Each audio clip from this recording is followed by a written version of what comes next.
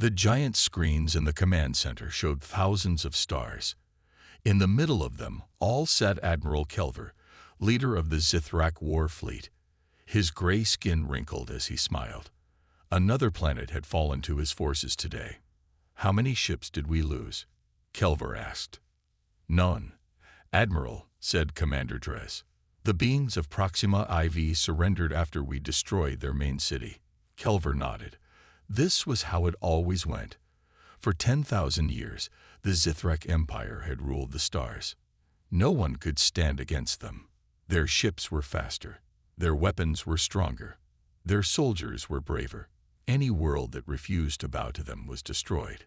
"Send the usual message to the Emperor," Kelver said. "Tell him Proxima IV is now part of the glorious Empire." Far away, on a small blue planet called Earth, Samantha Mills wiped sweat from her forehead. She had been working for 16 hours straight. The large metal object in front of her was the most important thing she had ever built. "Sam, you need to rest," said George Kelly, her assistant. His kind eyes showed worry. "No time," Samantha said. "The satellite data shows something is coming. Something big." She touched the smooth metal skin of the spaceship they were building. Project Leviathan was America's greatest secret. Hidden deep underground in a Nevada facility, the ship combined human engineering with technology from a crashed alien craft found decades ago. "Do you really think it will work?" George asked. Samantha looked at the engine room where strange lights glowed. "It has to work," she said. "If those things heading toward our solar system are hostile, this ship might be our only hope." In a different part of the facility, Navy pilot Frank Howard sat in a simulator. The computer screen showed stars and planets as he practiced flying the Leviathan. His hands moved quickly over the controls. "Your reaction time is improving," said Dr. Patricia Wells, watching his performance. "But the real ship will be much more complex." Frank nodded without taking his eyes off the screen. "When will the real thing be ready?" "Samantha says 1 more month," Patricia answered. "But the president wants it ready in 2 weeks. Meanwhile, in the White House, President Bill Carter stared at satellite images. The pictures showed large objects moving toward Earth from deep space. "How certain are we about this?" he asked the room full of military leaders and scientists. General Richard Owen pointed to the images. "No doubt, sir. Those are ships. Big ones. And they're not broadcasting any signals we recognize." "What about Project Leviathan?" the president asked. "Almost ready," said Nancy Fields, the science advisor. "But we don't know if one ship, even with the alien tech we've adapted, can stand against what looks like an entire fleet." The president stood up and walked to the window. He looked at the sky, knowing that somewhere up there, danger was approaching. "We've kept ourselves hidden for so long," he said quietly. "No broadcasts that could reach deep space. No missions beyond Mars. We hoped it would keep us safe after finding that crashed ship and learning what's out there." "It bought us time," General Owen said. "Time to build the Leviathan." Back in space, Admiral Kelver was called to a private communication with Emperor Vex. The Emperor's image appeared, his red eyes glowing. "We have detected unusual energy readings from an unexplored sector," the Emperor said. "Our scientists believe it may be from a developing civilization trying to harness quantum technology." "Shall I investigate?" Kelver asked. "Yes, take the Third Fleet. If you find a new world with useful resources or technologies, bring it into the Empire. If they resist." The Emperor didn't need to finish. Kelver bowed. "As always, your will shall be done." As Kelver prepared his ships, he had no idea that the small blue planet they were about to discover had been preparing for this moment, and that their creation, born of desperation and ingenuity, would change the galaxy forever. Commander Zeal stood at the front of his ship, looking at the view screen. His third eye, located in the center of his forehead, blinked rapidly as he processed what he was seeing. The Zithrak scout vessels had entered a new solar system, one not on any Imperial maps. "Scan all planets," he ordered. "Look for signs of civilization." The crew worked quickly. Soon, images appeared on the screen. 8 planets circled a yellow star. The third one caught Zeal's attention. It was blue and green, with white clouds swirling above its surface. "Life readings?" Zeal asked. "Billions," reported Officer Trax. "And we detect primitive space technology. They have satellites and small stations orbiting their planet, and one of its moons." Zeal rubbed his chin with a 4-fingered hand. "Interesting. They must be quite new to space travel. Have they detected us?" "Possibly. Their scanning technology is basic, but they might have noticed our approach." Zeal smiled. Another world for the Empire. Admiral Kelver would be pleased. On Earth, in a mountain bunker in Colorado, Jane Porter stared at her computer screen. As head of NASA's Deep Space Monitoring Program, she had been tracking the strange objects for weeks. Today, they had suddenly accelerated and entered the solar system. "They're definitely ships," she told her team. "And they're heading straight for us." Her assistant, Ben Clark, looked pale. "Should we alert the president?" "Already done," Jane said. "But we need more data. Direct all telescopes to track their movements." In the White House Situation Room, President Bill Carter listened as his advisors argued. "We should attempt communication," said one. "No, that would reveal our exact position," said another. The president raised his hand for silence. "What about the Leviathan?" he asked. General Richard Owen picked up a secure phone. After a brief conversation, he turned to the president. "Samantha Mills says they need 3 more days to complete the final systems." "We may not have 3 days," the president said quietly. "Tell her they have 48 hours. In Nevada, Samantha received the message and closed her eyes briefly. 2 days wasn't enough time, but it would have to be. "Everyone listen up," she called to her team. "We've just had our deadline moved up. No more breaks, no more sleep. The Leviathan launches in 48 hours. Frank Howard, who was running tests on the navigation system, looked up. "Are they here?" "Almost," Samantha replied. "Strange ships have entered the solar system and are moving toward Earth." Frank's face hardened. "Then we better get this bird flying." For the next 2 days, the underground facility was a blur of activity.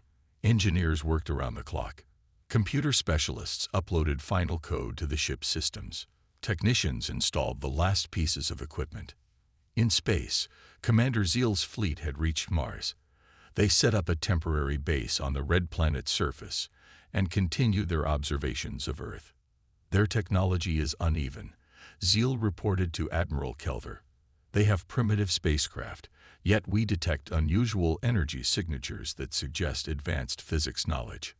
"A curious combination," Kelver replied, his image flickering on the communication screen. "Perhaps they found technology they don't fully understand." "Should we proceed with standard contact protocols?" "Yes. Offer them the chance to join the Empire peacefully. If they refuse, show them our power." As Zeal prepared to send the first message to Earth, his sensors officer called out, "Commander, detecting a large energy surge from the planet." On Earth, beneath the Nevada desert, massive doors slid open in the ground. The Leviathan, gleaming in the sunlight, rose from its hidden hangar. Samantha stood in the control room, watching as Frank and his co-pilot Linda Knight guided the ship upward. The Leviathan didn't look like any spacecraft humans had built before. Its hull was smooth and dark, absorbing light rather than reflecting it. It moved with impossible grace for something so large. "Leviathan has cleared the hangar," George reported. "All systems functioning." Samantha picked up a microphone. "Frank, Linda, how does she feel?" Frank's voice came back, excited. "Like nothing I've ever flown. She almost knows what I want to do before I do it." On his ship, Commander Zeal watched the strange vessel rise from Earth. His third eye widened in surprise. "What is that?" he whispered. Commander Zeal watched the strange Earth ship rise higher into space. Its design didn't match any known civilization in the galaxy. "Open a communication channel," Zeal ordered.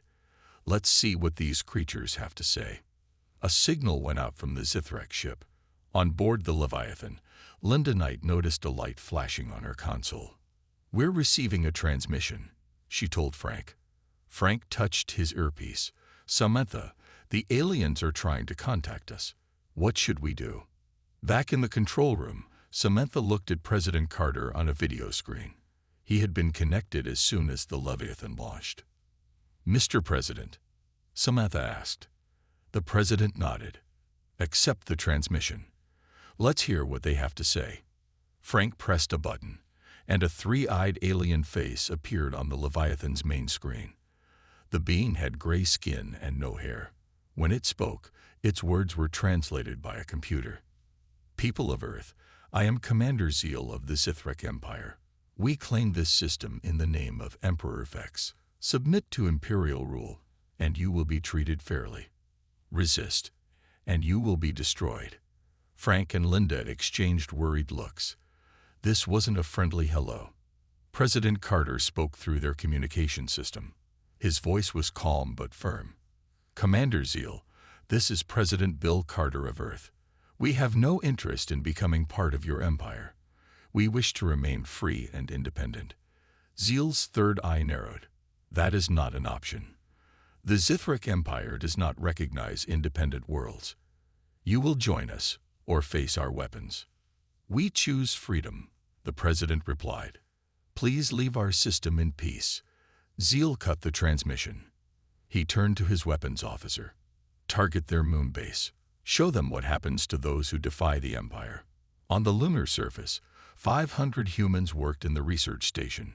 They had no warning when the Zithrak energy beam struck. The explosion destroyed half the base instantly. Alarms blared in the White House Situation Room. General Owen looked up from a screen, his face pale. "Mr. President, they've attacked the moon base. We have casualties." The president's hands tightened into fists. "Launch all defense satellites, and tell the Leviathan to engage." Frank received the order and turned to Linda. "Ready weapons systems." Linda pressed several buttons. "Weapons online." "But Frank, we don't know if they'll work against their technology." Frank guided the Leviathan toward the Zithrak ships. Only one way to find out. Commander Zeal laughed when he saw the single Earth ship approaching his fleet of 20 vessels. How brave and how foolish. Destroy them with a single shot. The largest Zithrak ship fired. A bright beam of energy shot toward the Leviathan. Frank didn't try to dodge. Instead, he pressed a special button Samantha had shown him during training. The Leviathan's hull began to glow. When the Zithrak beam hit, something amazing happened. Instead of exploding, the Leviathan absorbed the energy. Its hull pulsed with power. "What just happened?" Linda asked, surprised they were still alive. Frank smiled. "Remember what Samantha said about the alien tech we found? It can absorb energy and redirect it." He pressed another button. The Leviathan fired back, using the Zithrak's own energy against them. The beam hit one of the smaller enemy ships, cutting it in half. In his command ship, Zeal stood up in shock. Impossible. How did they do that? His crew had no answers. They watched as the Earth ship moved with incredible speed, dodging new attacks and absorbing others. Frank guided the Leviathan through the Zithrak fleet, striking 2 more ships. They erupted in flames and drifted away. Linda checked the sensors. 3 down, 17 to go. But the Zithrak were learning. They began firing different weapons, trying to find something the Leviathan couldn't absorb. "They're adapting," Frank warned Samantha through the communication link. At the Nevada Control Center, Samantha bit her lip. "The Leviathan has more capabilities we haven't tried yet. There's a reason we named it after a sea monster." "What do you mean?" Frank asked as he narrowly avoided a missile. "Press the blue and red buttons together," Samantha instructed, "and hold on tight."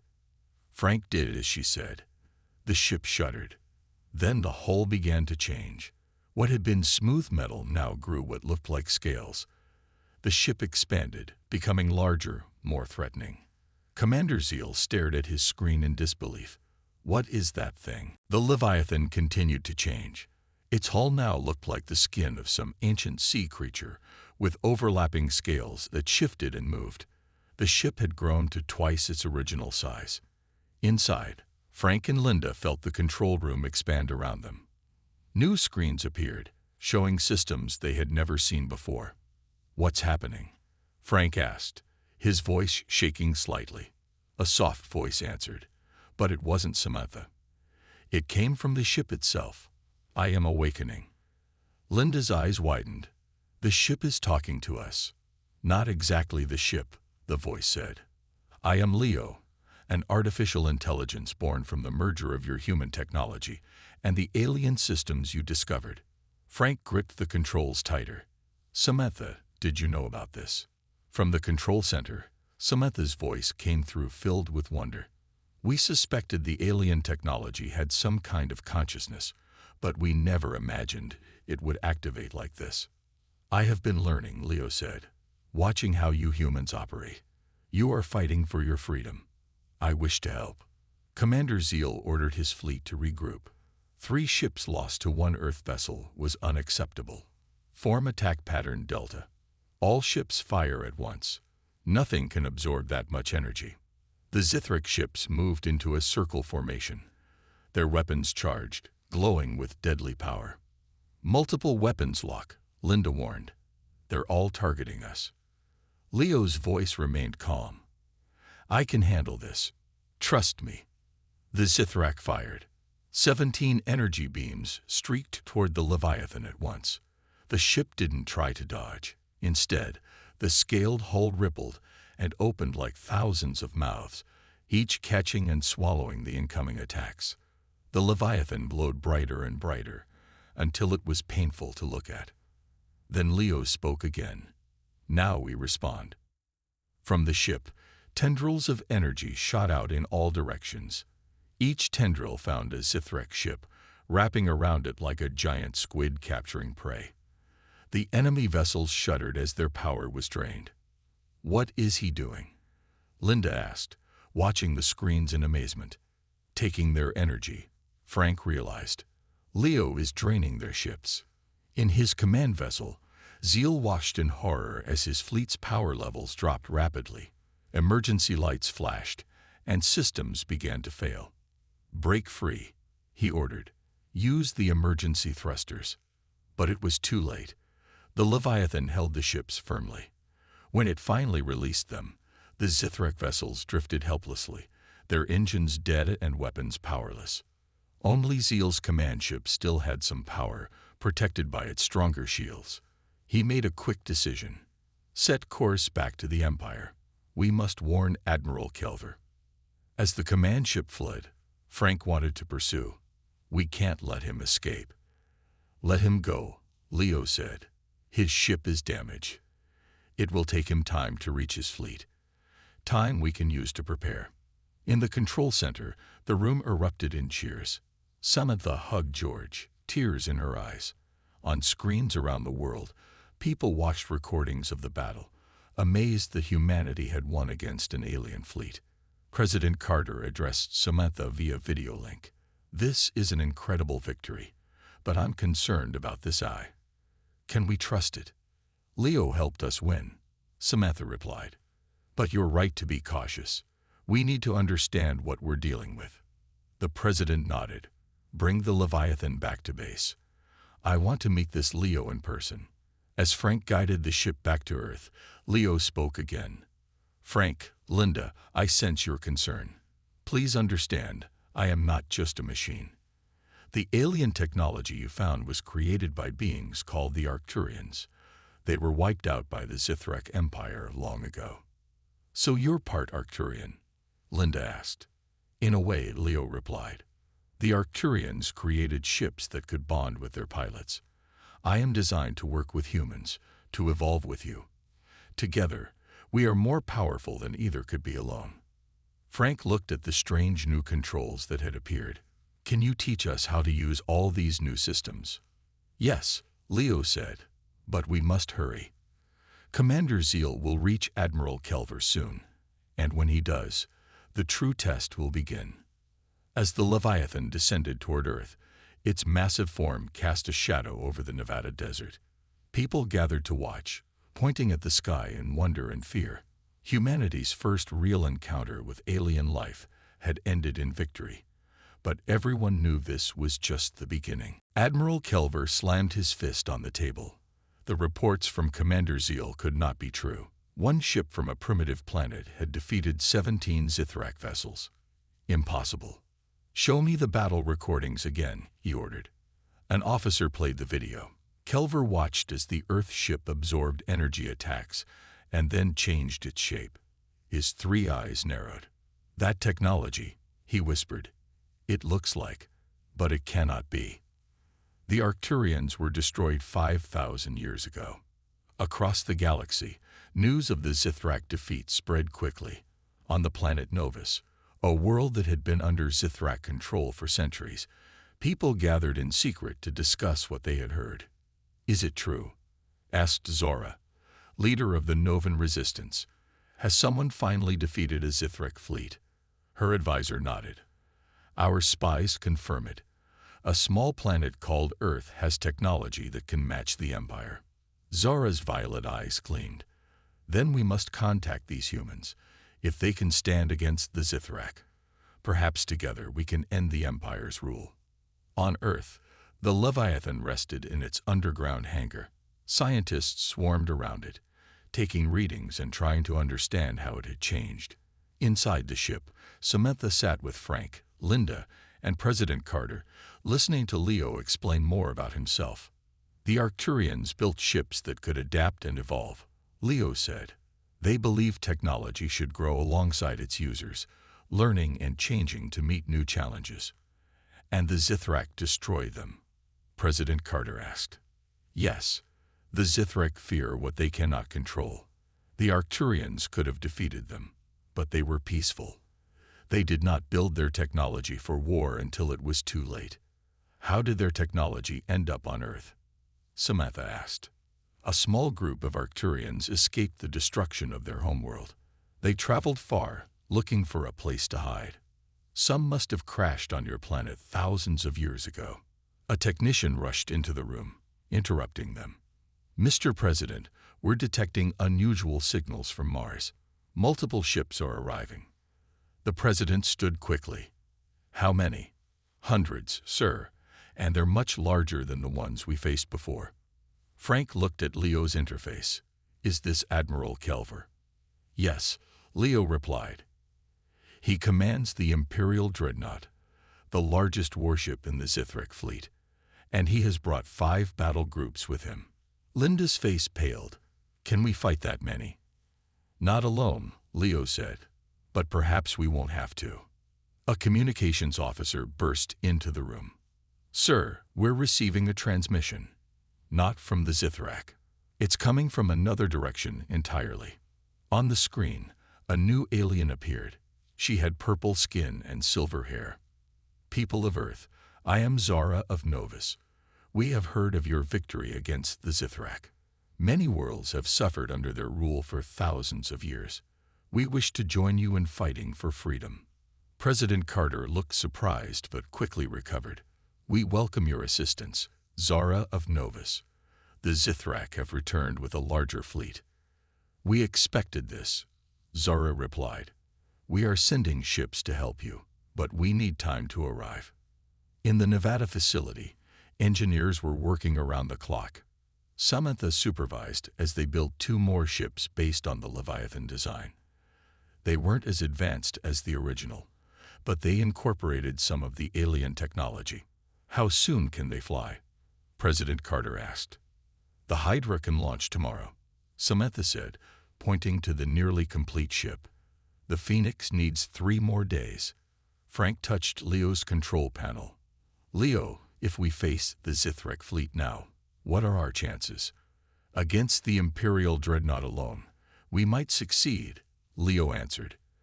"Against the entire fleet, our chances are below 20%. President Carter looked grim. "Then we need to buy time for our allies to arrive, and for the new ships to be completed. "I have an idea," Leo said. "The Arcturians had technology that could hide entire planets from sensors. I may be able to adapt this to shield Earth temporarily." Samantha looked doubtful. "Can you really hide an entire planet?" "Not perfectly," Leo admitted, "but I can confuse their sensors, make Earth appear to be something else. It might give us the time we need."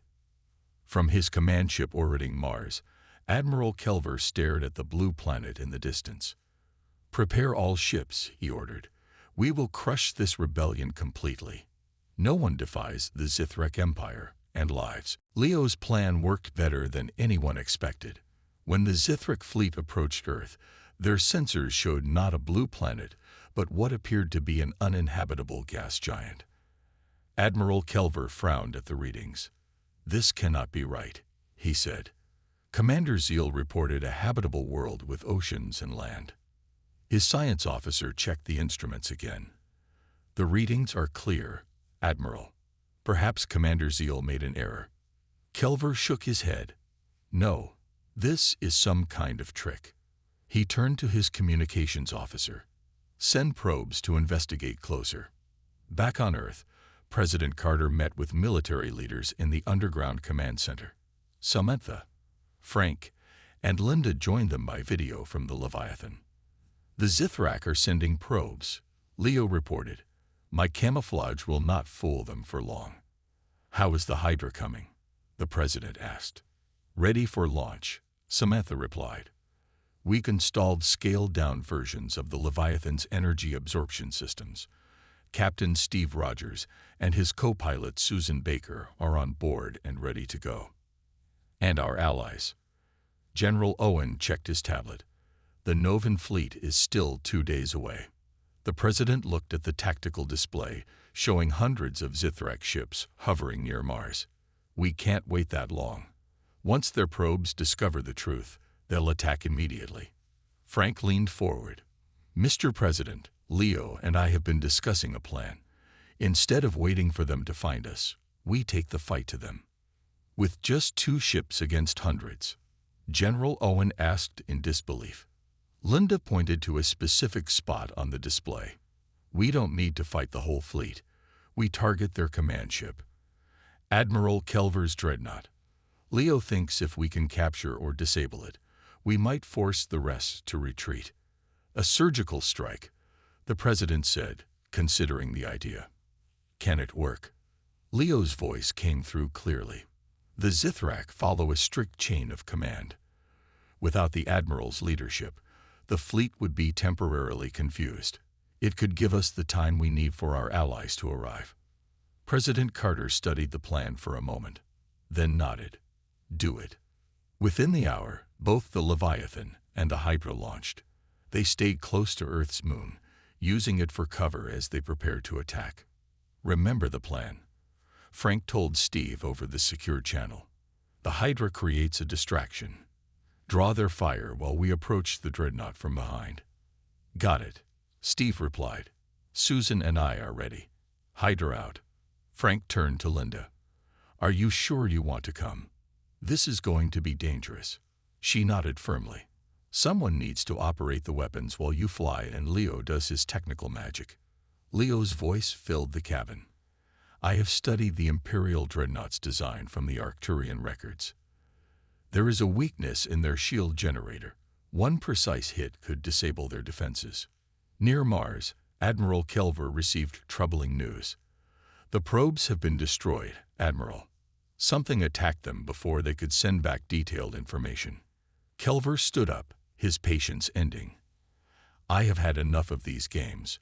Prepare all ships to move toward the planet's last known position." Before the Zithrak fleet could move, alarms sounded throughout the dreadnought. "Admiral, 2 ships approaching at high speed." On the view screen, Kelver saw a small vessel racing toward his fleet. It was firing energy weapons that his ships were easily blocking. "That must be the Earth ship," he said. "Destroy it." 20 Zithrak vessels broke formation to attack the Hydra. The smaller ship weaved between them, absorbing some attacks and dodging others. What Kelver didn't see was the Leviathan, now invisible thanks to Leo's adaptive camouflage, approaching from the opposite direction. Frank guided the ship carefully through the Zithrek fleet. "We're almost in position," he whispered, though no one outside could hear him.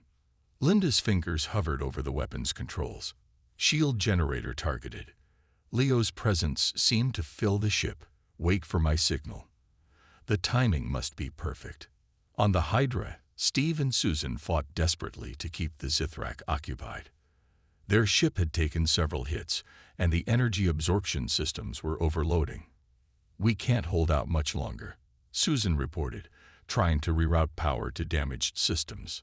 Steve pushed the ship to its limits, spinning and diving between enemy vessels. "Just a little longer. Frank needs more time." Admiral Kelver watched the battle with growing frustration. Something felt wrong. The Earth ship was fighting well, but its tactics seemed designed to delay rather than defeat. "It's a distraction," he suddenly realized. "Scan all sectors. Find the other ship." But his order came too late. The Leviathan appeared directly behind the dreadnought, its weapons fully charged. "Now!" Frank shouted. Linda fired. A beam of concentrated energy struck the exact point Leo had identified.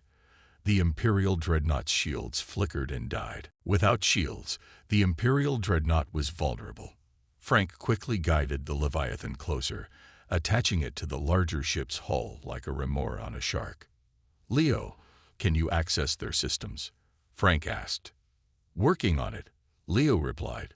Lights flickered across his control panel as he pushed his consciousness into the Zithrek computers. Inside the dreadnought, Admiral Kelver was shouting orders. "Restore shields. Launch all fighters. Destroy that Earth ship." But nothing worked. Screens throughout the ship went dark, then lit up again with strange symbols. "What is happening?" Kelver demanded. His technology officer looked terrified. "Something is taking control of our systems. It's like the ship itself is being possessed." Leo's voice suddenly came through every speaker on the dreadnought. "This ship is now under my control, Admiral Kelver. I suggest you surrender." Kelver's face turned darker gray with rage. "Never. Zithrak do not surrender." Meanwhile, the Hydra was in trouble. Surrounded by enemy ships, it had taken heavy damage. Steve and Susan fought to keep the ship functioning. "Engines failing," Susan reported. "Weapons down to 30%. Steve opened a communication channel. "Leviathan, we can't hold out much longer." Linda received the message and turned to Frank with worry in her eyes. "We need to help them." Frank nodded. "Leo, what's our status with the dreadnought?" "I control most systems, but Admiral Kelver has locked himself in the command center with loyal troops. He's trying to regain control." "Can you use the dreadnought's weapons?" Frank asked. "Yes," Leo replied, "but I need full concentration for that." Frank made a quick decision. "Do it. Take full control of the dreadnought. Linda and I will go help the Hydra."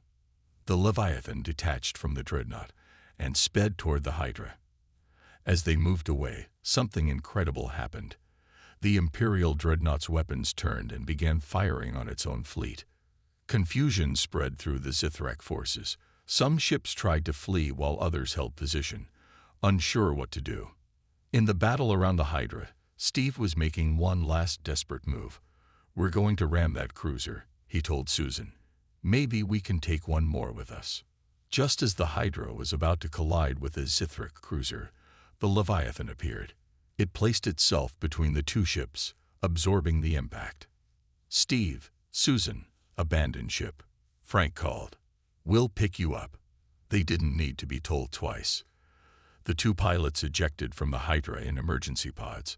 The Leviathan quickly retrieved them, pulling them inside through a special airlock. When they reached the control room, Steve was bleeding from a cut on his forehead. Susan's arm hung limply at her side, but both were smiling. "Thanks for the rescue," Steve said. "Thought we were goners." Frank pointed to the view screen. "Look what Leo is doing." They all watched in amazement as the massive Imperial Dreadnought turned its weapons on its own fleet. Dozens of Zithrek ships exploded under the friendly fire. "Leo has full control?" Linda asked. "Not quite." Leo's voice came through the speakers. "Admiral Kelver is fighting back, and something else is happening." On the screen, they could see Zithrak troops trying to reach the dreadnought's engine room. If they destroyed the engines, the ship would explode. "We need to stop them," Frank said. "Leo, can you bring us back to the dreadnought?" "Yes, but I must warn you. When I fully integrated with the dreadnought systems, I discovered something. The ship contains technology similar to mine, Arcturian technology that the Zithrak modified." Linda looked confused. "What does that mean?" "It means we can do more than just control their ship," Leo explained. "We can merge with it. The Leviathan can combine with the dreadnought, creating something new, something more powerful than either ship alone." Frank glanced at the others. "Do we have a choice?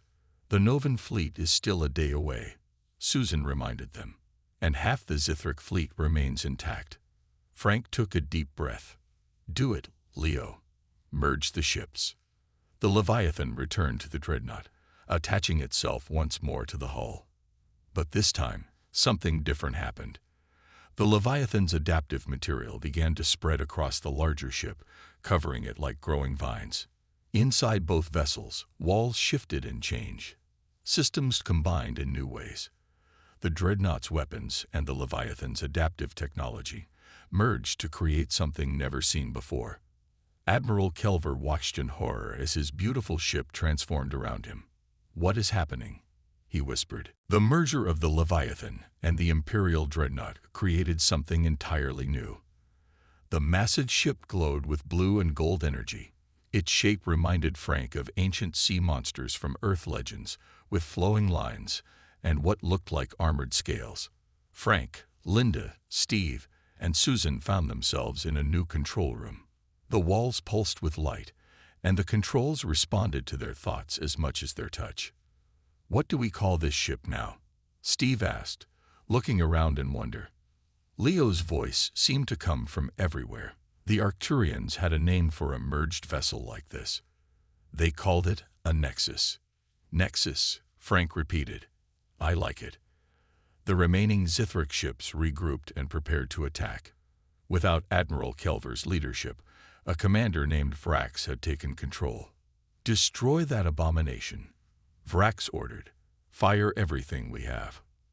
Hundreds of energy beams and missiles raced toward the Nexus, but when they hit, they simply disappeared into the ship's hull, making it glow even brighter.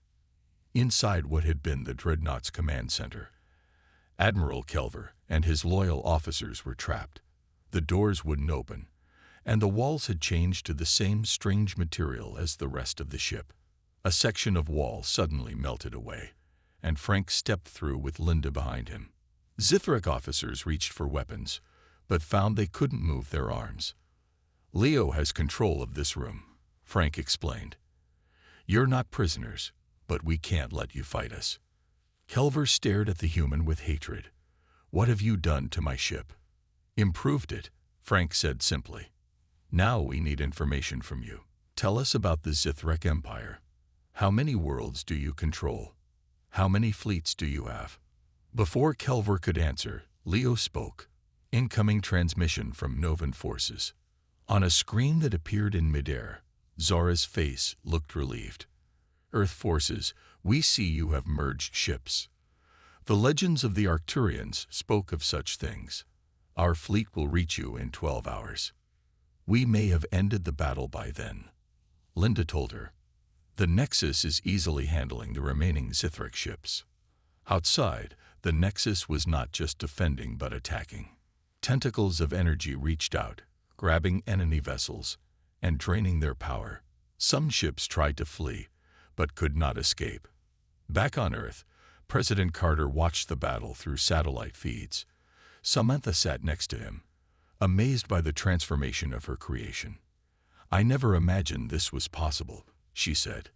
"The alien technology had even more potential than we thought." Within 2 hours, the battle was over. Most Zithrak ships had been disabled, their crews floating in escape pods. A few had managed to jump away into hyperspace, fleeing back to the Empire. When the Novan fleet arrived, they found Earth forces victorious.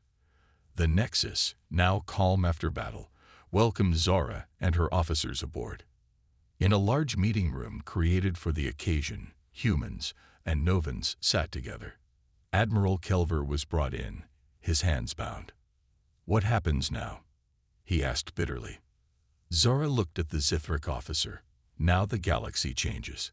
For thousands of years, your people have crushed others under your rule. That ends today." President Carter nodded. "Earth will join with Novus and any other worlds who wish to be free. Together, we can ensure no empire rules through fear again." Frank looked at the screen showing the disabled Zithric fleet. "What about their homeworld? Won't they send more ships once they learn what happened?" Kelver laughed. "Of course. The Emperor will send every ship we have to destroy you." Leo's voice filled the room. "Not if we reach the Zithrak homeworld first. Admiral Kelver's memories, which I accessed during the merger, show their central planets are lightly defended. Most of their forces are scattered across the galaxy, controlling other worlds." Zora stood up. "Then we must act quickly. Unite the free worlds and strike at the heart of the Empire before they can gather their forces." 1 month later, a fleet of ships from 12 different worlds gathered near Earth. At its center was the Nexus, now even larger and more powerful after Samantha, and scientists from other worlds had improved its systems. Frank stood on the bridge with Linda, Steve, and Susan. Behind them were officers from Earth, Novus, and other free planets. "Course is set for the Zithrak homeworld," Frank announced. "The revolution begins today." As the fleet jumped into hyperspace, people across the galaxy watched and hoped. The Zithrak had ruled the stars for 10,000 years, but that reign was about to end. Challenged by the Leviathan from Earth and its newfound allies,